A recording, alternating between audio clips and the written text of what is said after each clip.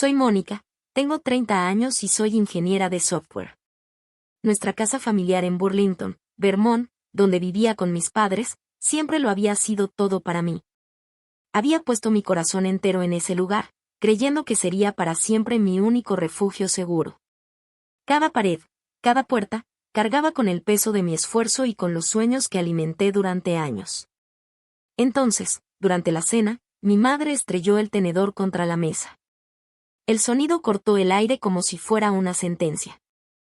«Tienes 48 horas para sacar tus cosas», gritó. «Esa casa ahora es de tu hermana». Mi padre solo asintió, con los ojos fijos en su plato. Y mi hermana, que había vivido lejos, en California, sin importarle casi nada a esta casa, de pronto recibía todo. Miré a mi alrededor, recordando cómo había cargado con el peso de ese hogar, cómo cuidé cada rincón y lo mantuve en pie como un verdadero hogar. Todos esos sacrificios, todo ese esfuerzo, borrados con una sola frase cruel. La que no dio nada fue recompensada con todo, mientras que yo era apartada como si nunca hubiera pertenecido allí. Me quedé paralizada. El corazón me latía con fuerza. El aire se volvió espeso, sofocante. Sus palabras cortaban como cuchillos, pero discutir no servía de nada. Me levanté en silencio, fui a mi habitación, apreté el teléfono con fuerza y comencé a planear algo que jamás verían venir. Creían que simplemente me iría. Se equivocaban. En 48 horas, cuando mi hermana cruzara la puerta de esa casa, desearía no haberlo hecho nunca. Antes de continuar, quiero saber, ¿qué hora es ahora mismo y desde qué ciudad me estás viendo? Deja un comentario para que pueda ver hasta dónde ha llegado mi historia.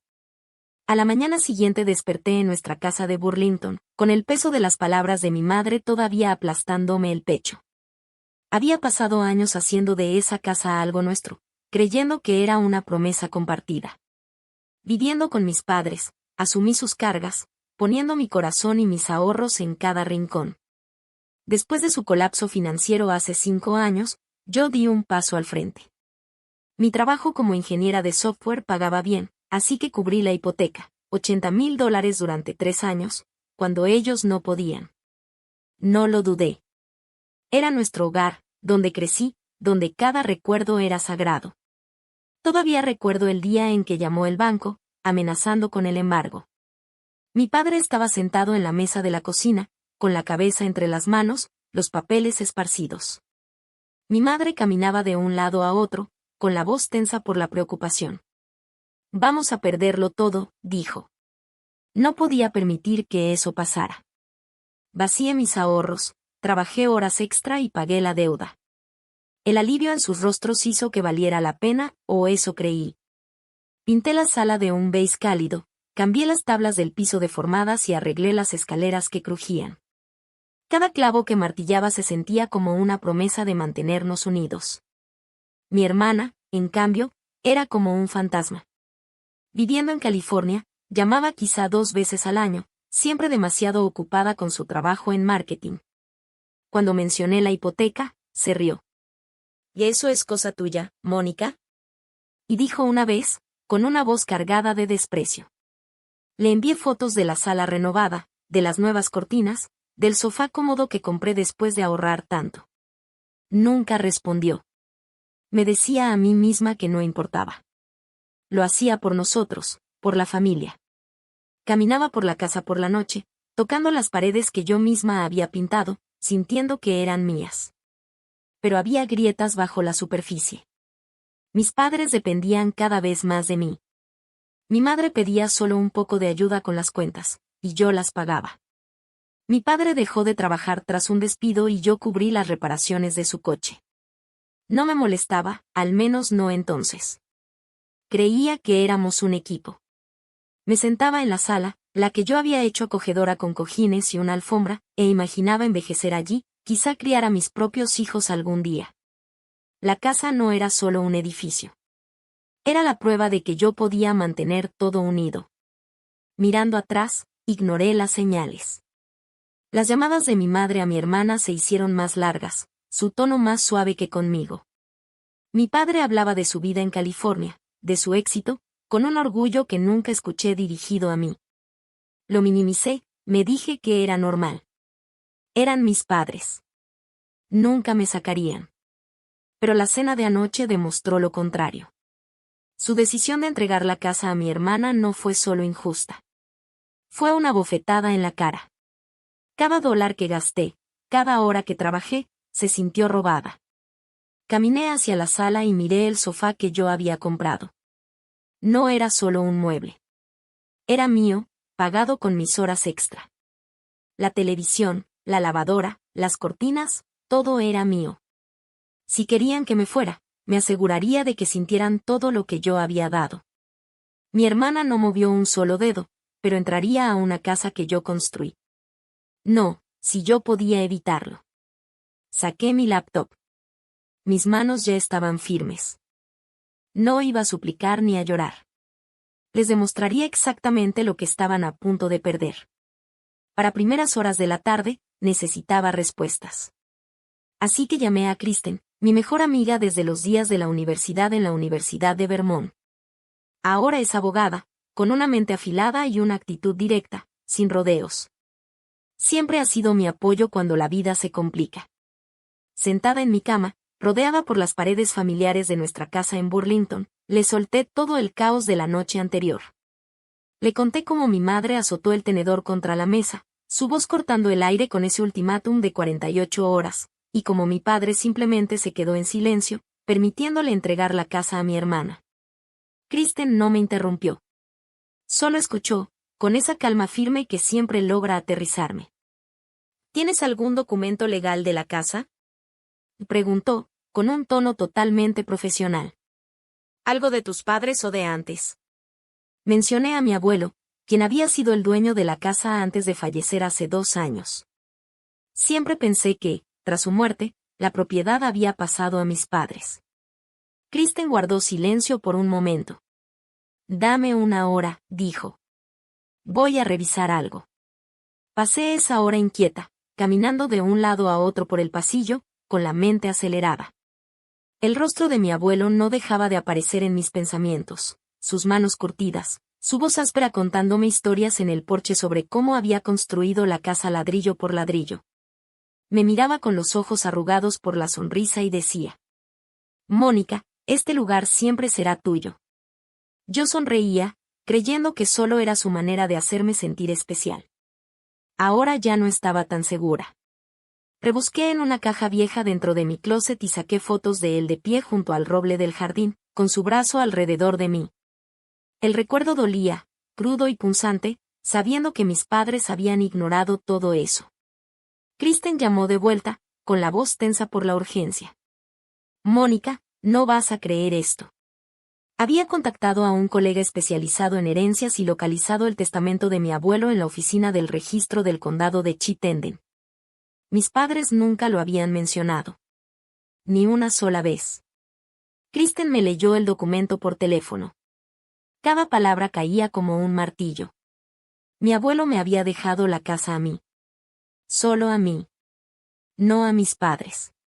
No a mi hermana. El testamento estaba firmado, notariado y archivado 3 años antes de su muerte, nombrándome heredera única de la propiedad en Burlington. Me dejé caer sobre la cama, con las manos temblando. ¿Cómo no lo supe?, susurré. La voz de Kristen se volvió fría. Tus padres tenían acceso al testamento. Decidieron ocultártelo. La verdad fue un golpe directo al estómago. Mi padre y mi madre, las personas en las que había confiado toda mi vida, habían escondido el último deseo de mi abuelo para entregarle la casa a mi hermana. Todo encajó de golpe. Las largas llamadas con ella, el orgullo con el que hablaban de su vida en California, el silencio frente a mis sacrificios. Me vieron invertir $80,000, arreglar cada rincón, mantener la casa en pie, y aún así planeaban dársela a alguien que no había pisado ese lugar en años. El pecho se me cerró, mezcla de rabia y dolor. Esto no era solo injusticia. Era una traición calculada, una puñalada por la espalda que rompía todo lo que creía sobre la familia. Me levanté con la mandíbula apretada y caminé a la cocina. La vieja taza de café de mi abuelo estaba sobre la barra, una reliquia con una astilla que siempre conservé. Al sostenerla, recordé su promesa, su fe en mí. Intentaron borrarla para reescribir su legado por conveniencia propia. ¿Por qué? ¿Porque mi hermana tenía una familia? ¿Porque pensaron que yo simplemente lo aceptaría? No lo sabía, y ya no importaba. Habían cruzado una línea. Y no iba a dejar que ganaran. La voz de Kristen me sacó de mis pensamientos. Este testamento es sólido, Mónica, dijo. Tienes derechos legales sobre la casa. Podemos impugnar esto. Sus palabras fueron como un salvavidas sacándome del caos. No sabía exactamente cuál sería el siguiente paso, pero sí sabía algo con certeza, no me iba a ir. Saqué una libreta del cajón, con las manos ya más firmes, y empecé a hacer una lista de todo lo que podía usar. Estados de cuenta, recibos, pruebas de mis aportaciones. Kristen prometió reunirse conmigo a la mañana siguiente para trazar nuestras opciones. Mencionó algunos pasos legales, como presentar una demanda para hacer valer el testamento, pero teníamos que actuar rápido. Mis padres pensaban que me habían tomado por sorpresa, que empacaría y me marcharía sin decir nada. No tenían idea de lo que yo era capaz. Me senté a la mesa, pluma en mano, lista para pelear por lo que era mío. A la mañana siguiente desperté temprano, con la libreta aún abierta sobre la mesa desde la noche anterior.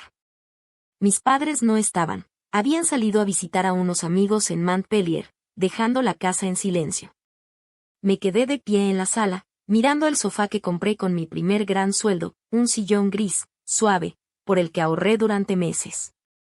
Si me estaban obligando a irme, no iba a dejar mis cosas para que mi hermana las reclamara.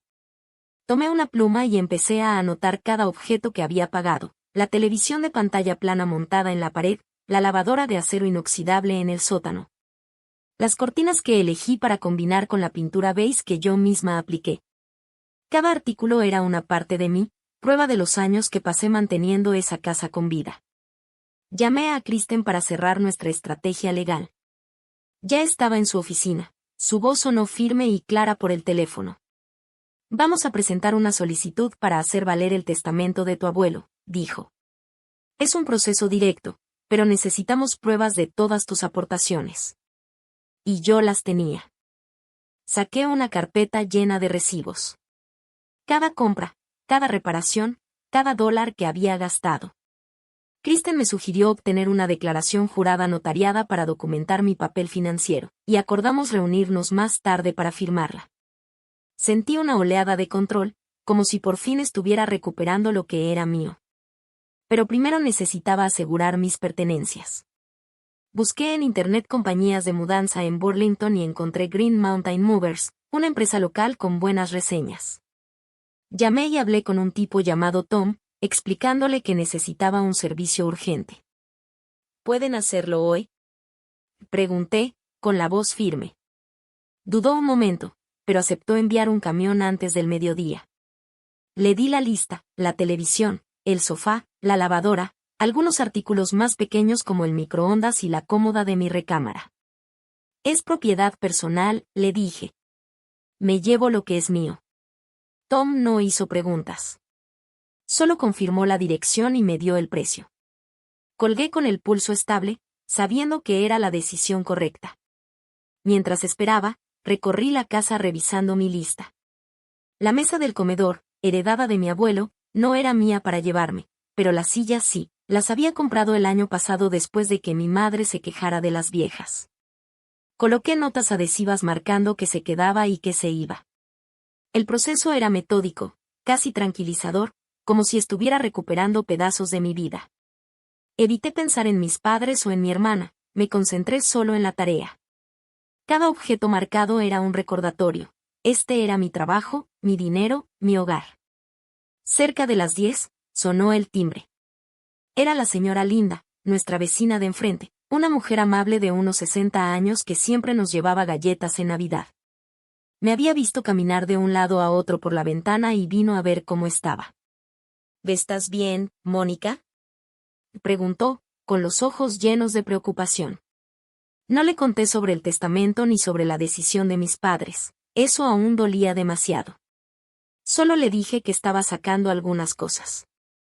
Es complicado, respondí, forzando una sonrisa. Ella me apretó el brazo. Siempre has sido buena con esta casa. Sea lo que sea, no te lo mereces. Sus palabras me golpearon fuerte. Parpadeé para contener las lágrimas, agradecida por su apoyo. Poco después pasó el señor William, otro vecino, todavía con las botas de trabajo llenas de polvo.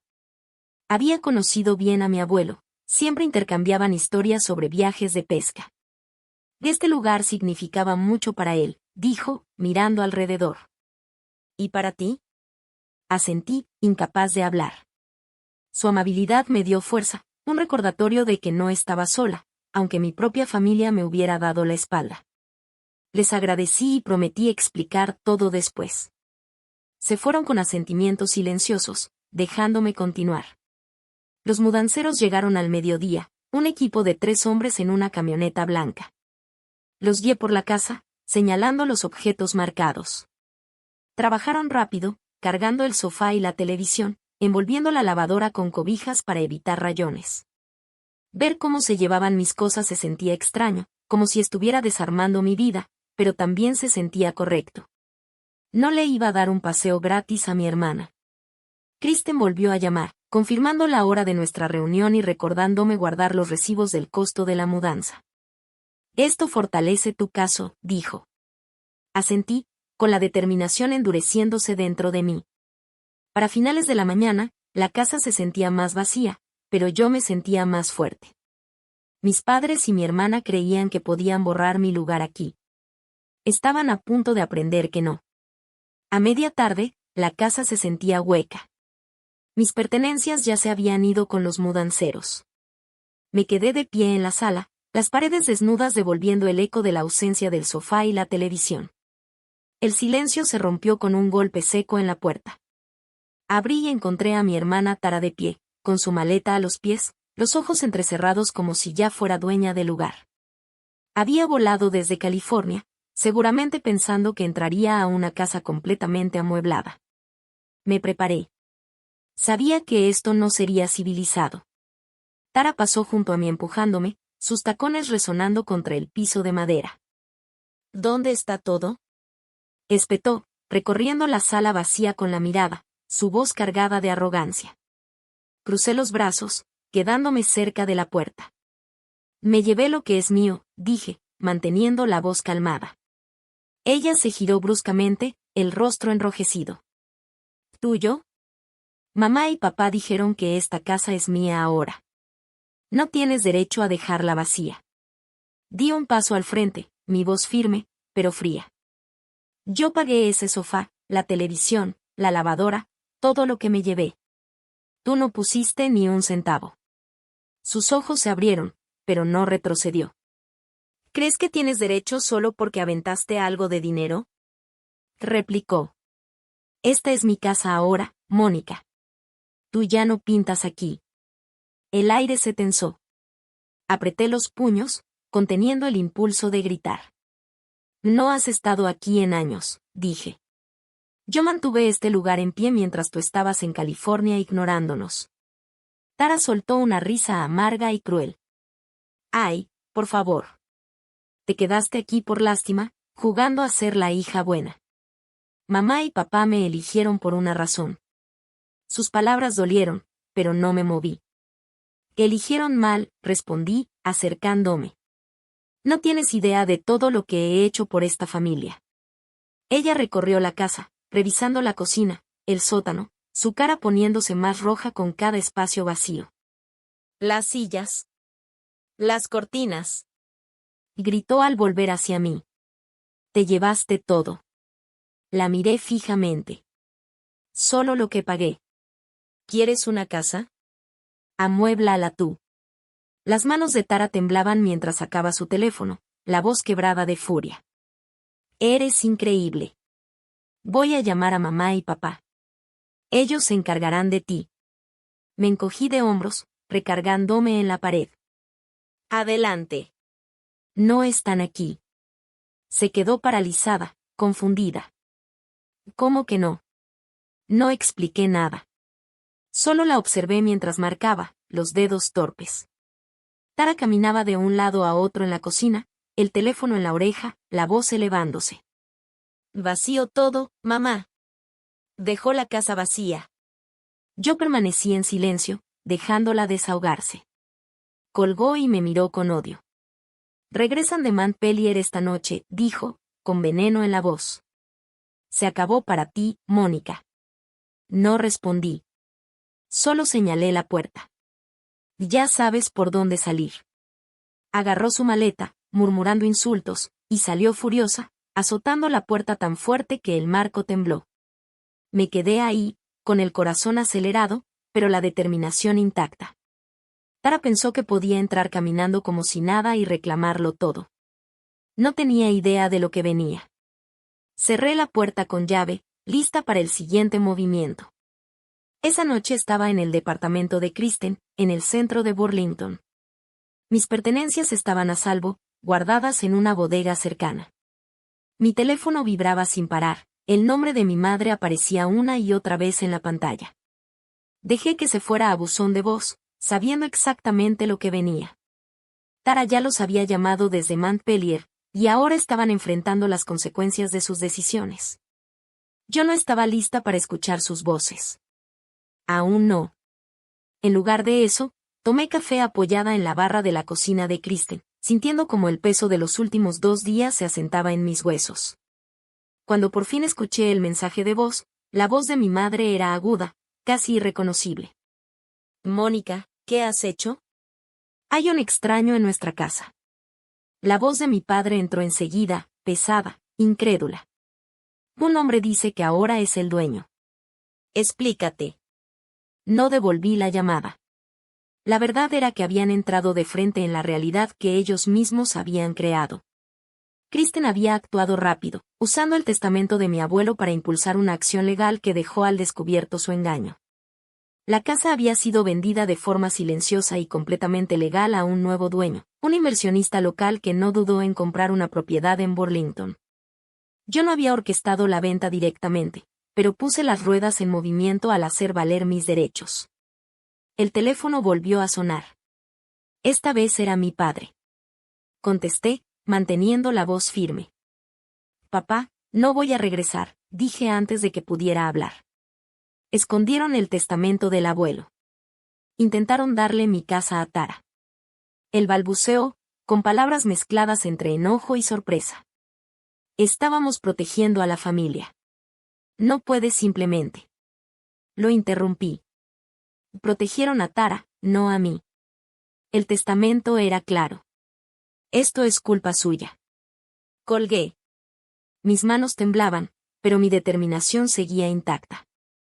Mi madre llamó enseguida, con un tono lleno de reproche. Mónica, estás destruyendo a la familia. Ven a arreglar esto. Respiré hondo, mi voz salió fría. Ya no voy a arreglar sus errores. Hablen con Kristen sobre el testamento. Terminé la llamada y silencié el teléfono. Kristen estaba sentada frente a mí, con la laptop abierta y papeles extendidos por la mesa. Están entrando en pánico, dijo, con la mirada afilada. El nuevo dueño ya tiene las escrituras. No pueden deshacer esto. Asentí, mirando mi taza de café. La casa por la que había luchado, en la que había puesto mi vida entera, ya no existía. No porque yo quisiera venderla, sino porque las acciones de mis padres me obligaron a hacerlo. Sentí una punzada de pérdida, pero también un extraño alivio. Me habían subestimado. Pensaron que me doblaría bajo presión. Se equivocaron. Mis padres siguieron llamando, dejando mensajes cada vez más desesperados. Mónica, somos tu familia, suplicaba mi madre en uno. No puedes hacernos esto. No respondí. Cada mensaje pesaba, pero me negué a cargar con esa culpa. El testamento de mi abuelo era mi escudo, la prueba de que esa casa estaba destinada para mí. Yo no había traicionado la confianza, ellos sí. Conforme avanzó la noche, me quedé con Kristen planeando mis siguientes pasos, sabiendo que nunca volvería a esa casa ni a las mentiras que contenía. Meses después, estaba de pie en mi nuevo departamento en Burlington, con la luz del sol entrando por la ventana. Había construido una vida propia, libre del peso de las expectativas de mi familia. Conseguí trabajo en una agencia local de marketing, una empresa pequeña pero dinámica donde mis ideas eran valoradas. Mis días se llenaron de juntas, idas por café al local de la esquina y noches tranquilas acomodando mis cosas, mi sofá, mi televisión, las piezas por las que había luchado. No había hablado con mis padres ni con Tara desde aquella noche en casa de Kristen, y bloqueé sus números. El silencio fue pesado al principio, pero me dio espacio para respirar, para redescubrir quién era sin su sombra. Por un amigo en común supe que Tara había tenido que apresurarse a comprar una casa en California. Esperaba heredar la casa familiar gratis, pero al venderse tuvo que recurrir a sus ahorros. La noticia no me alegró, pero se sintió justa. Había asumido que podía tomar lo que no era suyo, y ahora estaba aprendiendo el costo de esa arrogancia. La imaginé en su vida pulida de California, firmando papeles de hipoteca, quizá lamentando sus palabras hacia mí. No me quedé ahí. Mi mirada estaba al frente, no en sus problemas. Mis padres también enfrentaron las consecuencias.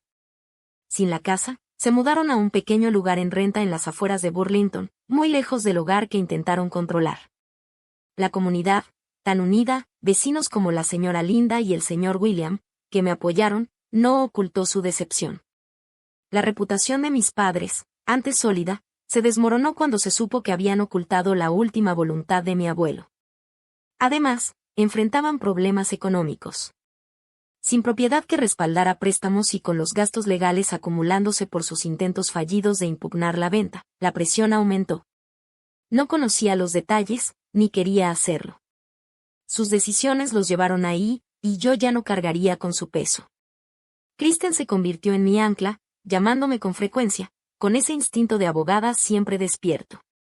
Cerró todos los procesos legales, asegurándose de que la venta se mantuviera y que mis derechos quedaran protegidos. Un día, entre cafés, sonrió y dijo: «Eres más fuerte de lo que jamás te reconocieron». Le devolví la sonrisa, sintiendo lo cierto que era.